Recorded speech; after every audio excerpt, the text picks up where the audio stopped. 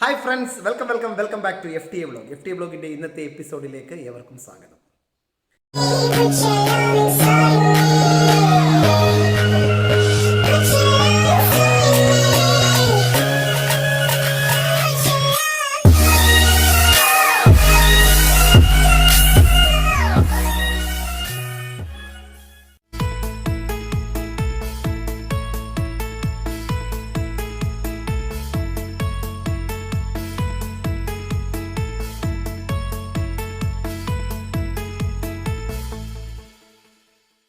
ഇന്നത്തെ എപ്പിസോഡിൽ bond parameters, ബോണ്ടുമായി ബന്ധപ്പെട്ട് നിങ്ങൾ അറിഞ്ഞിരിക്കേണ്ട 4 കാര്യങ്ങളെക്കുറിച്ചാണ് പരിചയപ്പെടുത്തുന്നത്.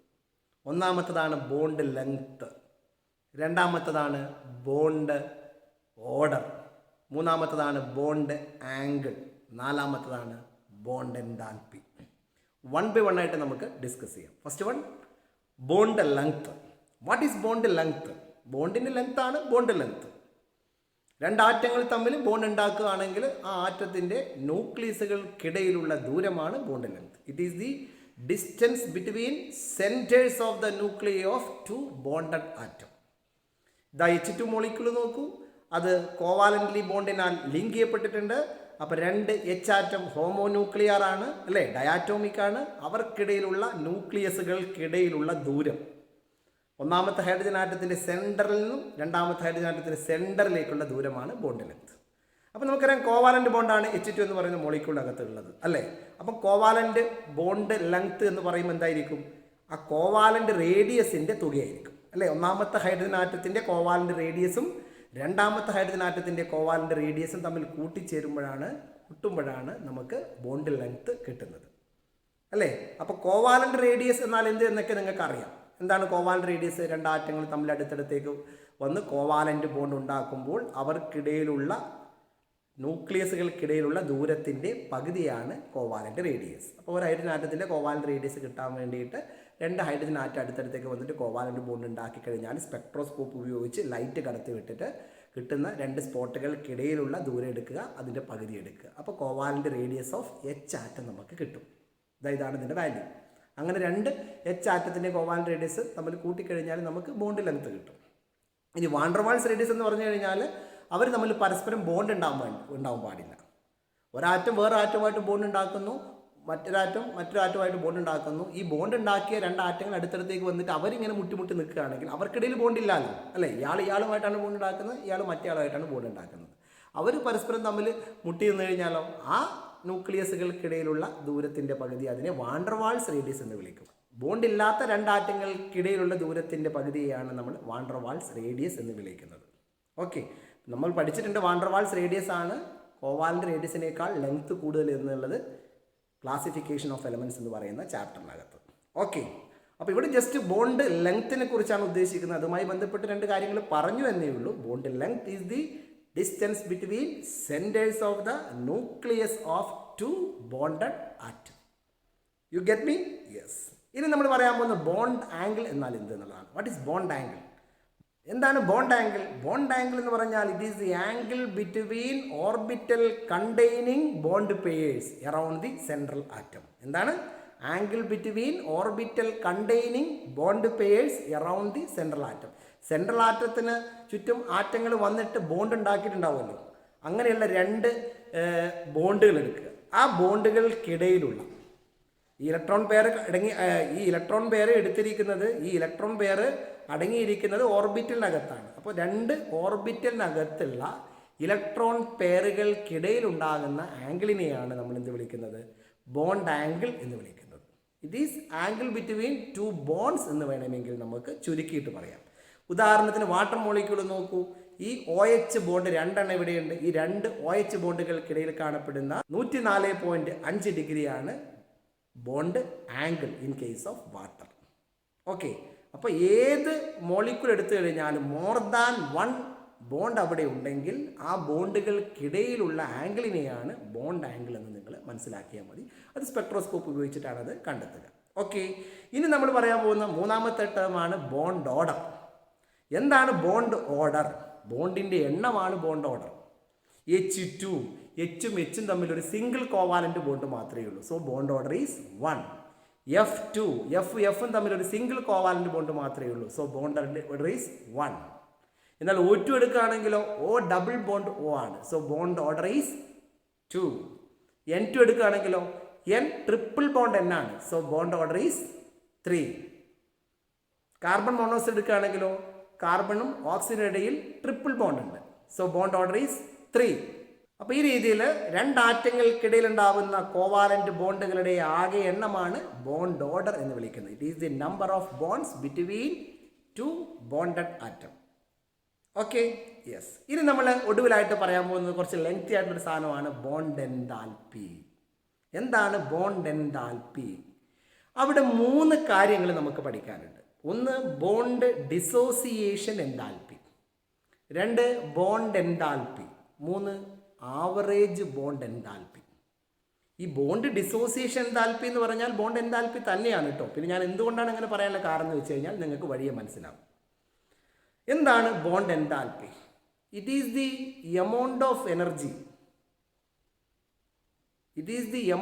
Energy required to break 1 mole of bond between 2 atoms in gaseous state. Its unit is kilojoule per mole. രണ്ടാറ്റങ്ങൾക്കിടയിൽ ഒരു ബോണ്ട് ഉണ്ടാവുകയാണെങ്കിൽ ആ ബോണ്ടിനെ ബ്രേക്ക് ചെയ്യാൻ ആവശ്യമായ എൻതാൽപ്പിയെയാണ് ബോണ്ട് എൻതാൽപ്പി എന്ന് വിളിക്കുന്നത്. ഉദാഹരണത്തിന് H2 എന്ന് പറയുന്ന മോളിക്യൂൾ 2 H ആറ്റമായി മാറുകയാണ്. H2 gives H plus H. ഈ സമയത്ത് 435 കിലോ ജൂൾ ആവശ്യമുണ്ട് ആ ബോണ്ട് ബ്രേക്ക് ചെയ്തിട്ട് 2 H ആറ്റമായി മാറാൻ. അതുകൊണ്ട് ഇവിടെ ഡെൽറ്റ ബോണ്ട് H എന്ന് പറയുന്നത് ഡെൽറ്റ അറ്റോമൈസേഷൻ H ആണ്. അതുകൊണ്ട് ഡെൽറ്റ ബോണ്ട് H എന്നോ ഡെൽറ്റ H എന്നോ നമുക്ക് അവിടെ എഴുതാം. കാരണം ആറ്റമായിട്ടാണ് മാറുന്നത്. H2 മോളിക്യൂൾ 2 ആറ്റമായിട്ടാണ് മാറുന്നത്. ആറ്റമായി മാറണമെങ്കിൽ ബോണ്ട് ബ്രേക്ക് ചെയ്യണം. അപ്പം ഡെൽറ്റ H എന്ന് പറഞ്ഞാൽ ഡെൽറ്റ അറ്റോമൈസേഷൻ H ആറ്റമായി മാറുന്നതാണ് ബോണ്ട് എൻതാൽപ്പി ബോണ്ട് എന്നും കൂടി നമ്മൾ പറയും. ഡെൽറ്റ ബോണ്ട് H എന്നും കൂടി നമ്മൾ പറയും. അപ്പോൾ H2 gives H plus H. H2 gives H gas plus H gas. Semicolon delta AH equal to 435 kilo joule. It is bond enthalpy. It is also bond dissociation enthalpy. Why? ഇവിടെ ഒരു bond മാത്രമേ ഉള്ളൂ. അത് കൂടുതൽ clarification കിട്ടാൻ വേണ്ടി മറ്റൊരു example ഞാൻ പറഞ്ഞുതരാം. വാട്ടർ എന്ന് പറയുന്ന മോളിക്യൂൾ എടുക്കുക, H2O. അവിടെ ഇതാണ് സ്ട്രക്ചർ. അവിടെ 2 OH ബോണ്ട് ഉണ്ട്. നിങ്ങൾ വിചാരിക്കുക രണ്ടും സെയിം ആയതുകൊണ്ട് ഒരേ ബോണ്ട് എൻതാൽപ്പി ആയിരിക്കും എന്ന്. അല്ല. അവിടെ ഒരു ബോണ്ട് ബ്രേക്ക് ചെയ്ത് കഴിഞ്ഞാൽ അവശേഷിക്കുന്ന മറ്റൊരു ബോണ്ട് നോക്കും, അതിൻ്റെ എൻവിറോൺമെൻറ്റ് ചുറ്റൂടെ ആൾക്കാരൊക്കെ മാറുന്നതുകൊണ്ട് രണ്ടിൻ്റെയും ബോണ്ട് എൻതാൽപ്പിയിൽ വ്യത്യാസമുണ്ട്. നമുക്ക് H2O എന്ന് പറയുന്ന മോളിക്യൂളിൽ ഒന്നാമത്തെ OH ബോണ്ട് അങ്ങ് ബ്രേക്ക് ചെയ്യാം. അപ്പം നമുക്ക് കിട്ടുന്ന എന്താണ്? H2O gives H plus OH. ആ രണ്ടാമത്തെ OH ബോണ്ട് ബ്രേക്ക് ആയിട്ടില്ലല്ലോ. അവിടെ ഉള്ള ഡെൽറ്റ AH എന്ന് പറയുന്നത് 502 കിലോ ജൂളാണ്. H2O gives H gas plus OH gas semicolon delta AH equal to 502 kilo joule. ഇനി ആ OH അവശേഷിക്കുന്ന OH വീണ്ടും ബ്രേക്ക് ചെയ്യാണ്. OH gives O gas plus H gas. ആ സമയത്തുള്ള ഡെൽറ്റ AH എന്ന് പറയുന്നത് 427 കിലോ ജൂളാണ്. കുറച്ച് കുറഞ്ഞു. രണ്ടും OH ബോണ്ട് സെയിം ആണെങ്കിലും കണ്ടില്ലേ വ്യത്യാസപ്പെട്ടതായിട്ട് നിങ്ങൾക്ക് മനസ്സിലായി. ആ എൻവിറോൺമെൻറ്റ് ഒന്നാമത്തെ ബോണ്ട് സമയത്ത് മറ്റേ H അവിടെയുണ്ട്, ഒരു OH ബോണ്ട് അവിടെ അവശേഷിക്കുന്നുണ്ട്. ഒന്നാമത്തെ ബോണ്ട് ബ്രേക്ക് ചെയ്യുമ്പോൾ രണ്ടാമത്തെ കേസിൽ വേറെ ആരും ചുറ്റും അവശേഷിക്കുന്നില്ല. അതുകൊണ്ട് എന്തായാലും വ്യത്യാസം വരും. അപ്പോൾ ഈ ഓരോ സമയത്തുള്ള എൻതാൽപ്പി വാല്യൂ 2 സെയിം ബോണ്ട് ആയതുകൊണ്ട്, രണ്ടും OH ബോണ്ട് ആയതുകൊണ്ട് ഇൻഡിവിജ്വൽ വാല്യൂവിനെയാണ് നമ്മൾ ബോണ്ട് ഡിസോസിയേഷൻ എൻതാൽപ്പി എന്ന് പറയുന്ന ടേം കൊണ്ട് സൂചിപ്പിക്കുന്നത്. ഓക്കെ, അപ്പോൾ ഒരേ കൈൻഡ് ബോണ്ട് കുറേ എണ്ണം വന്നു കഴിഞ്ഞാൽ നമ്മൾ എന്താണ് ചെയ്യുക? അതിൻ്റെ ആവറേജ് വാല്യൂ എടുക്കണം. അതാണ് ആവറേജ് ബോണ്ട് എൻതാൽപ്പി. അപ്പോൾ 502 കിലോ ജൂളും 427 കിലോ ജൂളും തമ്മിൽ കൂട്ടിയിട്ട് 2 കൊണ്ട് ഡിവൈഡ് ചെയ്യുമ്പോൾ എന്താണോ കിട്ടുന്നത് അതാണ് average bond enthalpy of OH bond. അത് 464.5 കിലോ ജൂളാണ്. അപ്പോൾ 502 + 427/2 എന്നെടുക്കുമ്പോൾ അത് 464.5 കിലോ ജൂൾ എന്ന് കിട്ടുന്നു. അതാണ് ആവറേജ് ബോണ്ട് എൻതാൽപ്പി. അപ്പോൾ ബോണ്ട് എൻതാൽപ്പി എന്ന് പറയുന്നത് ആവറേജ് ബോണ്ട് എൻതാൽപ്പി എന്ന് പറയേണ്ടി വരും എപ്പോൾ? ഒരേ കൈൻഡ് ബോണ്ട് ഒന്നിൽ കൂടുതൽ ആവർത്തിക്കുമ്പോൾ. ഇപ്പോൾ CCl4 ഒക്കെ എടുക്കുകയാണെങ്കിൽ CCl ബോണ്ട് 4 എണ്ണം ഉണ്ടാവും. അപ്പോൾ ഓരോ ഇൻഡിവിജ്വൽ ബോണ്ട് ഡിസോസിയേഷൻ എൻതാൽപ്പിയും കൂടി എടുത്തിട്ട് 4 കൊണ്ട് ഡിവൈഡ് ചെയ്യുമ്പോൾ കിട്ടുന്നതാണ് അവിടെ average bond enthalpy of CCl bond. ഇവിടെ OH 2 ബോണ്ടേ ഉള്ളൂ, അതുകൊണ്ട് 2 കൊണ്ട് ഡിവൈഡ് ചെയ്യുക. NH3 ആണെങ്കിൽ 3 ബോണ്ട് ഉണ്ട്, 3 കൊണ്ട് ഡിവൈഡ് ചെയ്യുക. അപ്പോൾ കിട്ടുന്നതാണ് ആവറേജ് ബോണ്ട് എൻതാൽപ്പി. അപ്പോൾ ബോണ്ട് എൻതാൽപ്പി എന്ന് പറഞ്ഞാൽ മനസ്സിലായി വിചാരിക്കുകയാണ്. ബോണ്ട് ഡിസോസിയേഷൻ എൻതാൽപ്പിയും ബോണ്ട് എൻതാൽപ്പി രണ്ടും ഒന്ന് തന്നെ. നമ്മൾ ഒറ്റ ബോണ്ടിൻ്റെ കേസ് മാത്രമായിട്ട് പറയുമ്പോഴാണ് അതിനെ ബോണ്ട് ഡിസോസിയേഷൻ എൻതാൽപ്പി എന്ന് നമ്മൾ എടുത്ത് പറയുക. ഓക്കെ, അപ്പോൾ അത് തന്നെയാണ് ബോണ്ട് എൻതാൽപ്പി, രണ്ടും സെയിം തന്നെയാണ്.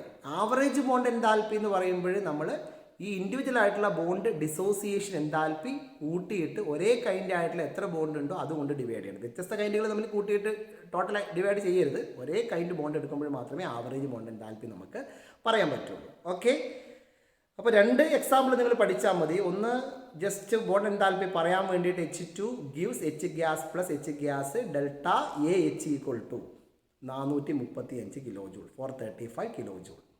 അവിടെ AH എഴുതാനുള്ള കാരണം മനസ്സിലായി, ആറ്റമായി മാറുന്നതുകൊണ്ടാണ് AH എന്ന് നമ്മളവിടെ എഴുതുന്നത്, അറ്റോമൈസേഷൻ എന്ന രീതിയിൽ. അത് തന്നെയാണ് ഡെൽറ്റ ബോണ്ട് H എന്ന് നമുക്ക് എഴുതാം, delta bond H.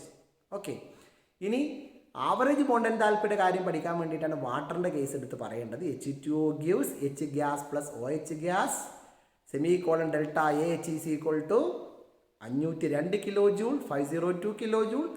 OH then gives O gas plus H gas delta AH is equal to 427 kJ. These are bond dissociation enthalpies of OH bonds. Then add these two bond dissociation enthalpy and divide it by 2. Then we get average bond enthalpy which is 464.5 kJ. Okay, അപ്പോൾ bond enthalpy, bond dissociation enthalpy, average bond enthalpy ഒക്കെ നിങ്ങൾ മനസ്സിലാക്കി. അപ്പോൾ ഇന്നത്തെ എപ്പിസോഡിൽ നമ്മൾ പറഞ്ഞ 4 കാര്യങ്ങളാണ്. ഒന്ന് bond length, it is the equilibrium distance between centres of nuclei of 2 bonded atom. 2 bond order, it is the number of bonds between 2 atom. 3 bond angle, it is the angle between 2 bonds in A compound. 4 bond enthalpy, it is the amount of energy required to break 1 mole of bond between 2 atoms in gaseous state. Okay, അപ്പോൾ എല്ലാം മനസ്സിലായി വിചാരിക്കുകയാണ്. Okay, നമുക്ക് ഇനി അടുത്ത ടോപ്പിക്കുമായിട്ട് അടുത്ത ദിവസം കാണാം. Bye bye.